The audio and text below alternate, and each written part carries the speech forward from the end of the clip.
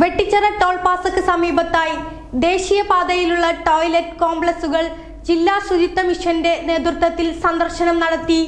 കഴിഞ്ഞ ദിവസം ആദവനാട് ഗ്രാമപഞ്ചായത്ത് ഭരണസമിതിയുടെ നേതൃത്വത്തിൽ ടോയ്ലറ്റുകളുടെ നിർമ്മാണത്തിൽ അശാസ്ത്രീയ ചൂണ്ടിക്കാട്ടി സീൽ ചെയ്തിരുന്നു.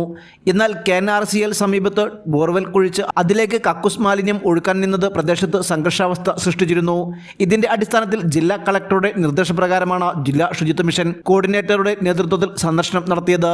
ട്രീറ്റ്മെന്റ് പ്ലാന്റുകൾ സ്ഥാപിക്കാൻ നിർദ്ദേശം നൽകിയതായും പ്ലാന്റുകളുടെ നിർമ്മാണത്തിനു ശേഷം മാത്രമേ ടോയ്ലറ്റുകൾ തുറന്നു പ്രവർത്തിക്കാൻ കഴിയുകയുള്ളൂ എന്നും ജില്ലാ ശുചിത്വ മിഷൻ കോർഡിനേറ്റർ ആതിര പറഞ്ഞു.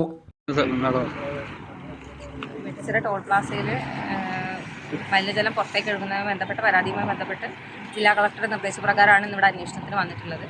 അപ്പോൾ ഇതിൻ്റെ റിപ്പോർട്ട് തയ്യാറാക്കുമ്പോൾ നമ്മൾ നിലവിൽ സജസ്റ്റ് ചെയ്യുന്നത് ഒരു ട്രീറ്റ്മെൻറ്റ് പ്ലാന്റ് ഇവിടെ ചെയ്യാമെന്നുള്ളതാണ്. നിലവിൽ ടോയ്ലറ്റ് പ്രവർത്തിക്കുന്നില്ല.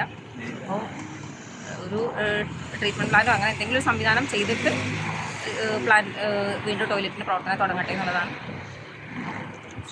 മേലെ ചെയ്യാൻ പറ്റുന്ന സ്ഥലം ഇല്ലാത്തതാണ് ഒരു പ്രശ്നം എന്നുണ്ടെങ്കിൽ മേലെ ചെയ്യാൻ പറ്റുന്ന ട്രീറ്റ്മെൻറ്റ് പ്ലാന്റ് ബിൽഡിങ്ങിൻ്റെ മേലെ വെച്ചാൽ അതും പറഞ്ഞാൽ ഓപ്പൺ അല്ലാത്ത ഫുള്ള് പാക്കേജ്ഡ് ആയിട്ട് വരുന്ന സാധനങ്ങളൊക്കെ ഉണ്ട്. അപ്പോൾ അവർക്ക് പറ്റുന്ന ടെക്നോളജി ഏതാണെന്ന് വെച്ചാൽ പറ്റുന്ന ടെക്നോളജി അവരെ ഫിനാൻഷ്യൽ ഇതും വെച്ചിട്ട് അവർ ചെയ്തോട്ടെ. അത് വെച്ച് ചെയ്താൽ പിന്നെ ട്രീറ്റഡ് വാട്ടറിൽ വരുള്ളൂ.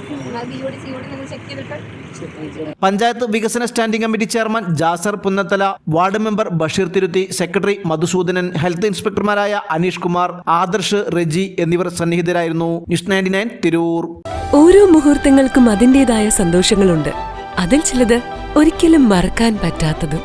Azad gold and diamonds, Thazhepalam, Tirur.